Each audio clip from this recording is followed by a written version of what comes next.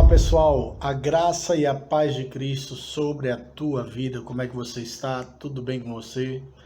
Eu sou o pastor Bruno e estou aqui nessa noite para convidar você para assistir esse vídeo bem bacana a respeito de alguns estudos. Hoje é o primeiro dele. É o primeiro desses estudos que nós vamos fazer a respeito da Bíblia, a respeito da fé cristã e que com certeza mexerão com o teu coração, aquecerão o desejo de você buscar mais a Deus, buscar mais ler as Escrituras. Eu queria, antes de mais nada, agradecer a cada um de vocês que tem nos seguido no YouTube, Instagram, Facebook. Aí na descrição a gente vai deixar todas as nossas redes sociais, se puderem seguir. Se inscrevam também no canal, compartilhem essa mensagem, ative o sininho para que você fique sabendo em primeira mão a respeito dos novos vídeos. Como eu falei, esse é o primeiro vídeo de uma série de estudos bíblicos e históricos que nós vamos fazer e eu convido você a acompanhar-me a partir de agora. O Evangelho da Verdade. Que Deus te abençoe em nome de Jesus. Esse vídeo é sobre as 5 solas que foram desenvolvidas durante a Reforma Protestante. Você já deve ter ouvido falar, seja nas tuas aulas regulares, seja na tua igreja, a respeito do movimento da Reforma Protestante, mas talvez nunca tenha ouvido falar sobre as 5 solas. Mas obviamente que existem tantos e tantos vídeos e informações a respeito disso. A grande diferença que eu vou trazer aqui é que no final a gente vai fazer e vai trazer uma informação bem relevante a respeito da reforma que pouca gente tem coragem de falar. Portanto, se liga aí que a gente começa agora.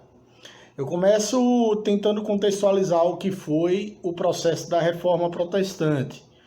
A Reforma Protestante foi um movimento que aconteceu ali por volta do século XVI.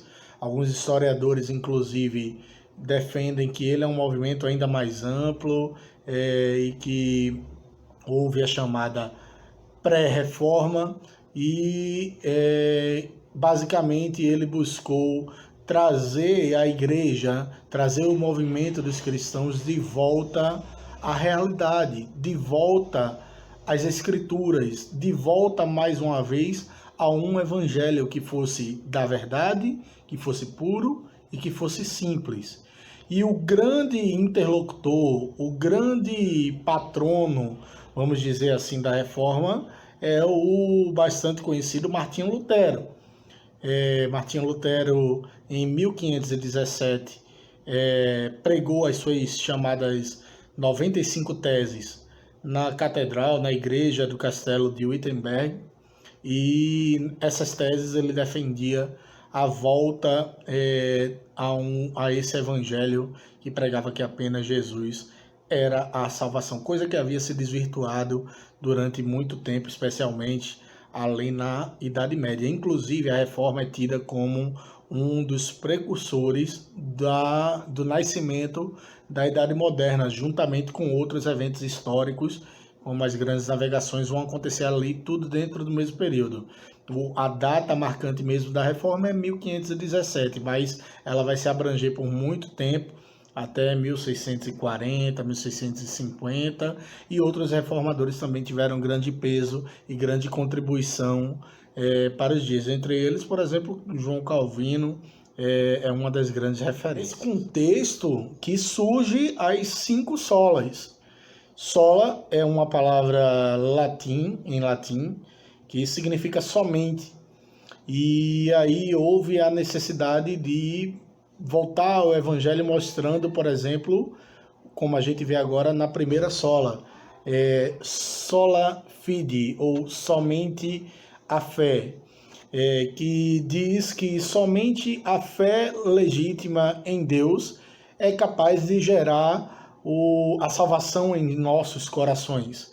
Essa defesa é importante porque ela mostra que até então se acreditava que através das obras era possível obter a salvação, mas com a afirmação de que somente a fé é quem gera em nossos corações a legítima adoração, a legítima conversão, é que garante também que somente Deus, obviamente, é quem pode derramar a salvação sobre as nossas vidas.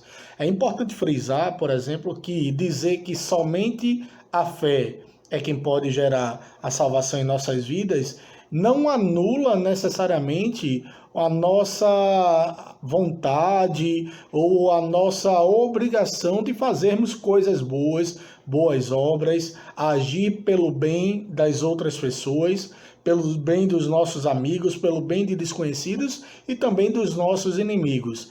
Grandes obras vêm através de homens de grande fé. A segunda sola é sola Escritura, ou somente a Escritura.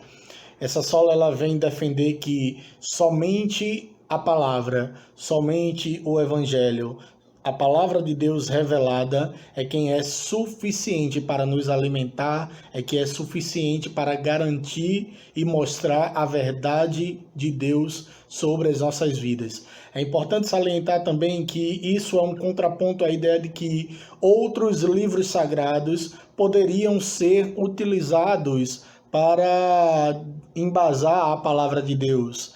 Somente a Bíblia é que é a verdadeira inspiração da palavra de Deus.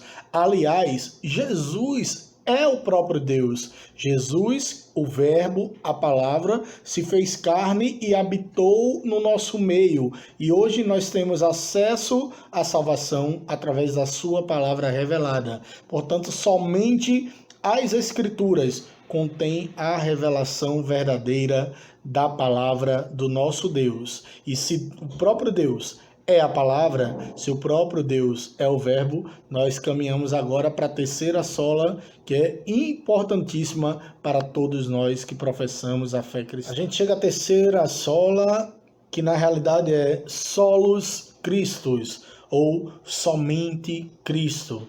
Essa doutrina afirma que somente Jesus Cristo é o intermediador, é o Salvador, é o nosso advogado perante ao Pai.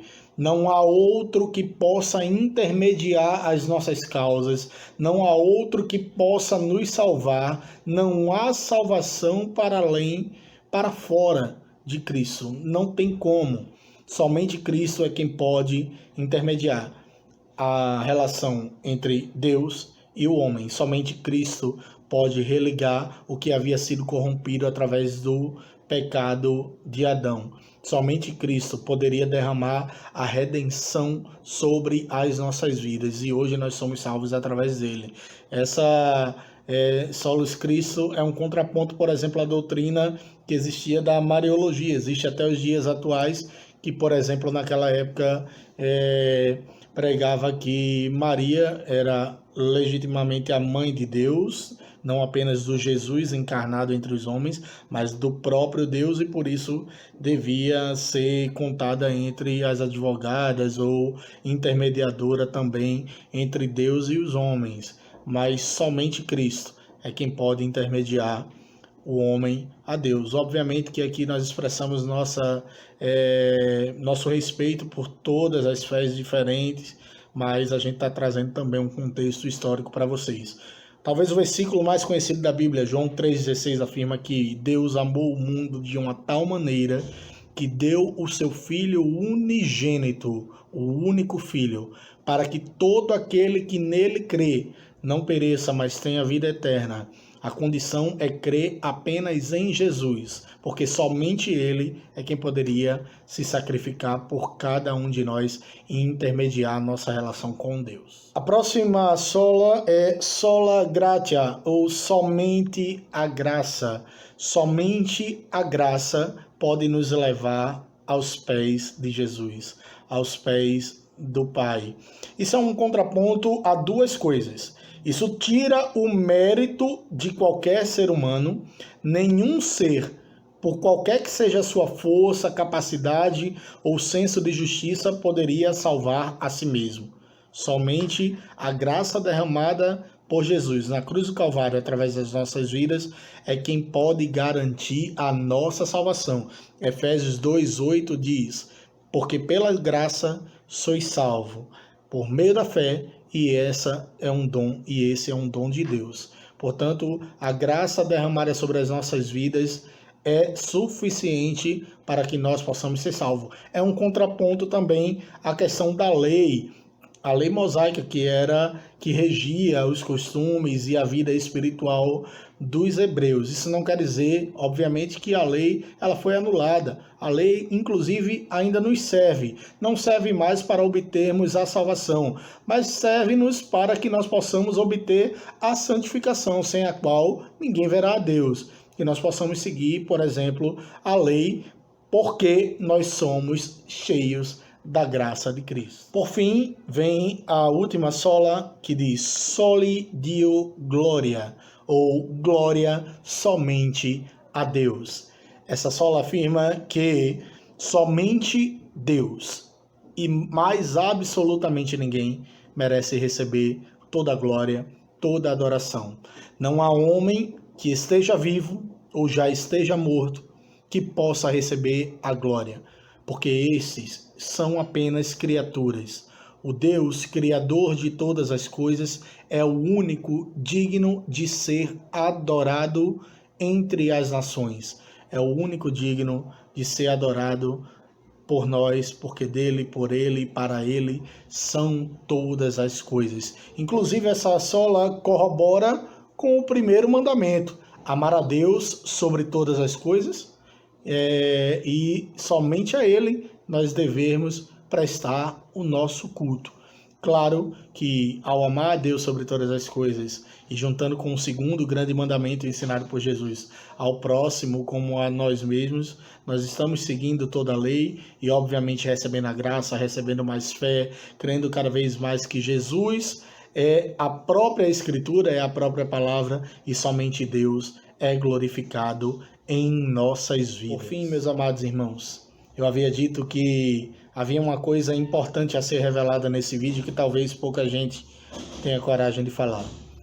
Mas eu quero convidar você nesse momento a fazer uma reforma no teu coração, uma reforma no teu comportamento. Talvez não exista mais nunca um movimento como foi o da Reforma Protestante, que mudou radicalmente os rumos da humanidade. Mas você mudando o seu caráter, moldando o seu jeito de ser, as suas ações, com certeza administrará em seu coração que somente Cristo, somente a fé, somente as Escrituras, somente Deus será glorificado, somente a graça de Deus será derramada sobre a tua vida. Pastores, amigos, façam reformas a partir dos púlpitos das suas igrejas, pregando mais o amor, pregando mais a compaixão, a piedade, o perdão e o arrependimento dos pecados, garantindo que mais pessoas possam se achegar ao trono da glória e da graça de Deus. E com certeza nós povoaremos mais os céus e ceifaremos ainda mais as obras que o inimigo tem tentado implementar na sociedade. Que Deus ele possa te usar. Eu agradeço a cada um dos nossos seguidores que tem nos seguido nas diversas redes sociais. Mais uma vez eu peço que você compartilhe esse vídeo e que Deus possa abençoar a tua vida. Esse projeto está só começando. Esse é o primeiro de muitos estudos. Se você inclusive tem uma sugestão de estudos, é só comentar. A gente vai analisar e faz um vídeo a respeito das sugestões que vocês quiserem que a gente fale a respeito das Escrituras. O Evangelho é o da verdade. A verdade é Jesus. E Jesus é puro e simples. Que Deus te abençoe em nome de Jesus.